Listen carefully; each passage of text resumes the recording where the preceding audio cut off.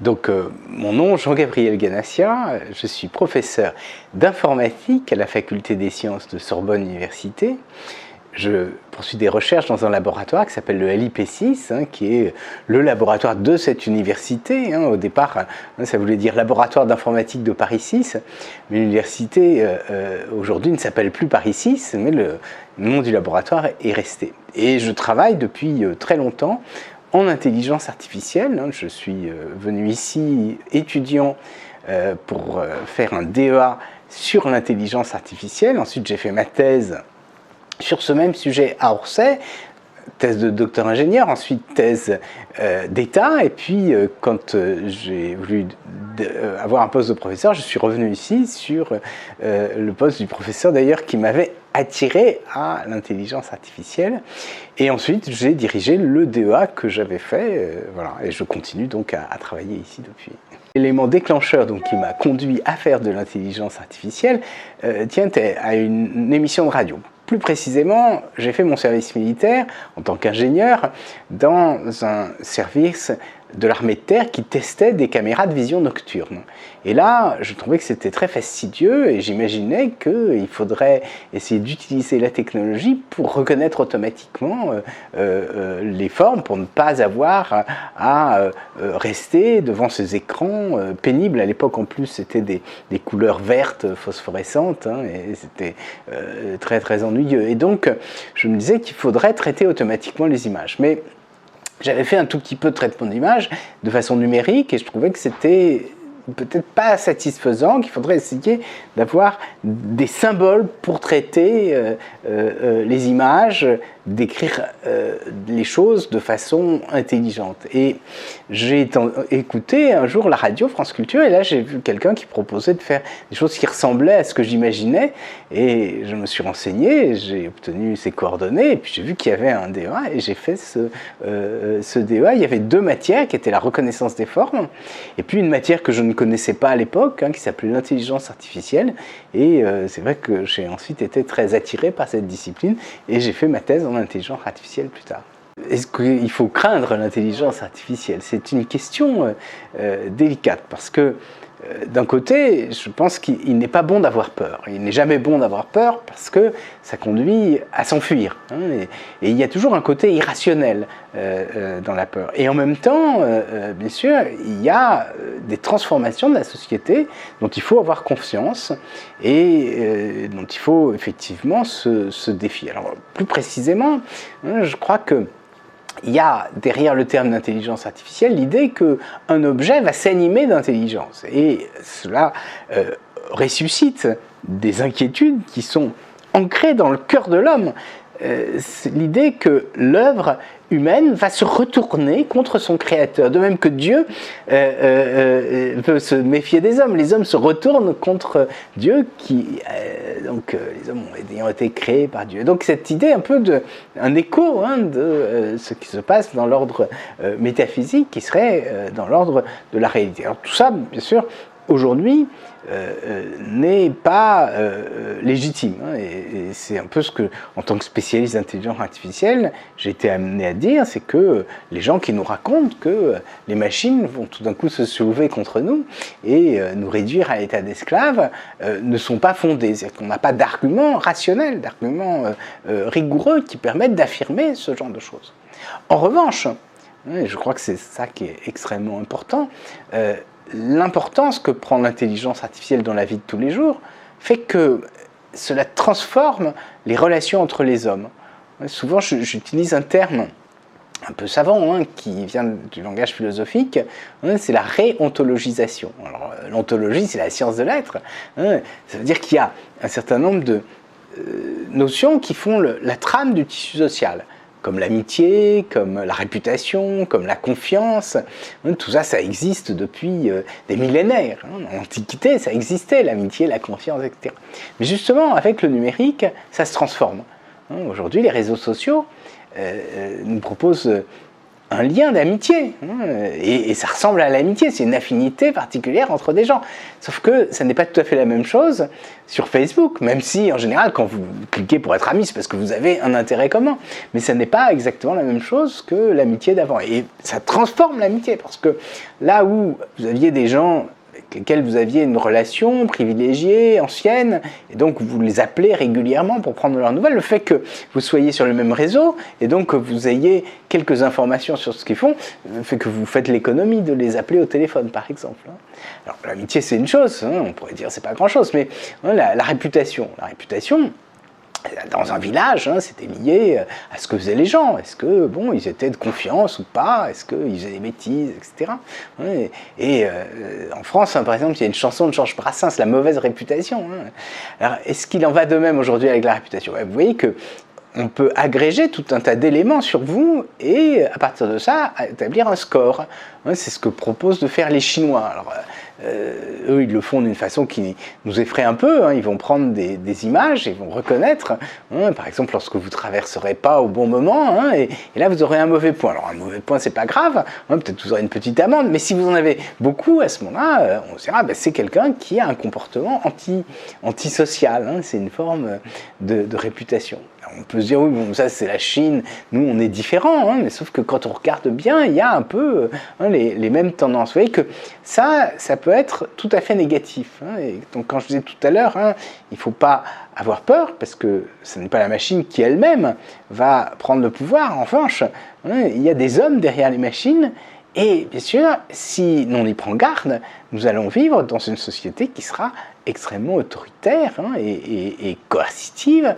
Et ça, je crois qu'il faut essayer de refuser ce genre de choses. Quand on est professeur, c'est parce qu'on aime bien sûr transmettre. On a envie de faire comprendre des choses nouvelles. Et puis, bien sûr, on se réjouit quand on apprend qu'on a d'anciens élèves qui ont fait des choses très très intéressantes. J'en ai eu quelques-uns, Julien, mais il y en a eu d'autres qui effectivement ont monté des entreprises où on fait différentes choses. Et ce qui bien sûr motive, c'est non seulement transmettre, mais c'est aussi essayer de faire des recherches, de se demander qu'est-ce que va être demain, et d'essayer de faire en sorte qu'il soit le meilleur possible. Alors, ça m'a conduit bien sûr au début à faire de l'intelligence artificielle en général. J'ai commencé donc ma thèse sur un système à base de connaissances qu'on appelait les systèmes experts dans le domaine de la géologie sédimentaire. Et je travaillais pour une société qui s'appelle Schlumberger. On essayait d'interpréter ce qu'on appelle les diagraphiques forages. Cette société met dans les puits de Potral des instruments physiques qui font des mesures, et ensuite à partir de ça, ils essayent de reconstituer l'histoire du dépôt. Donc ça a été ma première contribution. Puis après, je me suis rendu compte que ces systèmes à base de connaissances étaient très difficiles à construire, et qu'il fallait des spécialistes, des experts, des hommes de métier. Et lorsque on travaillait avec eux, je me rendais compte qu'il y avait souvent des confusions. Je me souviens, je travaillais avec un géologue, et alors il écrivait des règles, et il y avait des coefficients de vraisemblance. Alors je disais, attention, il faut que tu mettes des coefficients de grande valeur, c'était compris entre -1 et +1, il faut que ce soit très faible, soit très fort, parce qu'au milieu, on ne sait plus ce qu'on fait. Et il me disait, ouais, t'as raison. Alors il disait, telle conclusion, je mets 0,8. Puis après, il gommait, il me dit, je vais mettre 0,4, 0,3. Puis je lui dis, mais tu sais, il faudrait que tu essayes de mettre des choses plus franches. Il me dit, ouais, t'as raison. Puis on met -0,1. Alors je lui dis, mais pourquoi tu fais ça? Il me dit, oui, parce que peut-être que la personne risque de confondre, etc. Et là, je me suis dit, bien sûr, il faudrait qu'on automatise ce processus. Et c'est pour ça que j'ai travaillé sur l'apprentissage machine. Et on travaillait plutôt sur l'apprentissage symbolique avec mon patron de thèse, enfin plus exactement c'était après ma thèse, mais la personne avec qui j'ai passé ma thèse d'État. Et donc j'ai travaillé sur ce sujet-là. Et puis ensuite j'ai été nommé professeur ici, à Jussieu. Et là je me suis occupé à la direction du CNRS de questions portant sur l'informatique en général. Et j'ai été impliqué dans des programmes interdisciplinaires. Il y avait 3 programmes interdisciplinaires où était impliquée l'informatique. L'un c'était sur l'ingénierie des macromolécules biologiques, ce qui a donné la bioinformatique, où il y a toujours des gens qui sont actifs. Donc là j'ai lancé des équipes pour travailler là-dessus, on a financé des gens. Le deuxième, c'était un programme sur l'environnement. À l'époque, les gens se demandaient, mais est-ce que ça se réchauffe? Est-ce que c'est... Et bon, aujourd'hui, bien sûr, on en est certain. Et l'idée, c'était d'avoir des modèles informatiques qui permettent de mieux comprendre ces évolutions. Et puis le troisième programme, c'était les sciences cognitives. Et là, j'ai joué un rôle important parce que j'ai d'abord travaillé donc au CNRS sur la mise en place d'un programme interdisciplinaire. Et puis ensuite, on m'a demandé de prendre le relais de quelqu'un qui était très connu à l'époque, Jean-Pierre Changeux, un spécialiste de neurosciences. Et là, j'ai dirigé 2 programmes sur les sciences cognitives qui finançaient les recherches en sciences cognitives. Puis ensuite, j'ai voulu revenir dans le domaine universitaire. J'y avais toujours été, bien sûr, hein, mais je voulais faire moins d'administration. Et là, je me suis intéressé à 2 choses. D'une part, à l'application, l'utilisation des techniques d'intelligence artificielle dans le domaine des sciences de la culture, c'est les sciences qui étudient les œuvres humaines. Ouais, ça m'a conduit à travailler avec des équipes de littérature, d'abord à l'École normale supérieure et puis ensuite à la Sorbonne, et je continue à travailler là-dessus. Puis la deuxième chose, c'était les questions d'éthique. Qu'est-ce qu'on peut faire lorsqu'on a une machine? Est-ce qu'on peut rajouter un certain nombre de règles qui correspondent à des valeurs morales à l'intérieur de la programmation des machines? Alors, moi, je crois d'abord que, maintenant je me souviens, quand j'ai commencé à réfléchir à ces questions d'automatisation du raisonnement, lorsque j'étais la nuit, à Mourmelon, en train de regarder derrière ces caméras, que je trouvais que c'était très intelligent. C'est vrai que je n'avais pas vraiment confiance en moi, et j'ai attendu justement d'entendre quelqu'un à la radio qui me conforte dans cette intuition qu'il y avait des choses à faire. Donc, je crois que ce qui est important, c'est peut-être d'essayer d'avoir confiance en soi, pas trop confiance en soi non plus, parce que le chercheur, c'est quelqu'un aussi qui part d'une défiance, d'une inquiétude. Mais la deuxième chose, je crois que c'est important, c'est saisir les opportunités, parce que le monde n'est jamais exactement ce qu'on avait imaginé. C'est vrai que je me suis lancé dans des choses tout seul. Quand j'ai voulu faire de l'intelligence artificielle, j'étais physicien, c'était pas évident, parce que je n'avais pas de formation d'informatique. À l'époque, il n'y en avait pas beaucoup, et puis ensuite, c'est la même chose. Quand je me suis lancé sur l'apprentissage, c'était quelque chose de nouveau. Puis quand j'ai fait des humanités numériques, à l'époque, ça n'avait même pas le nom humanité numérique. C'était quelque chose de nouveau. J'avais un ami qui travaillait dans un laboratoire de lettres sur ce qu'on appelle la génétique textuelle, et il m'avait dit, tiens, ça ressemble aux algorithmes génétiques. Je lui ai dit, non, c'est pas tout à fait ça, mais on pourrait utiliser des outils qui ont été faits pour la génétique sur des textes pour essayer de comparer des brouillons d'auteurs. Et donc j'ai commencé à travailler là-dessus. Et c'est vrai que c'est cette curiosité, je crois, cette capacité d'approcher des choses nouvelles. De même, quand j'ai travaillé sur la formalisation des raisonnements éthiques ou les questions éthiques, à l'époque, personne ne faisait ça.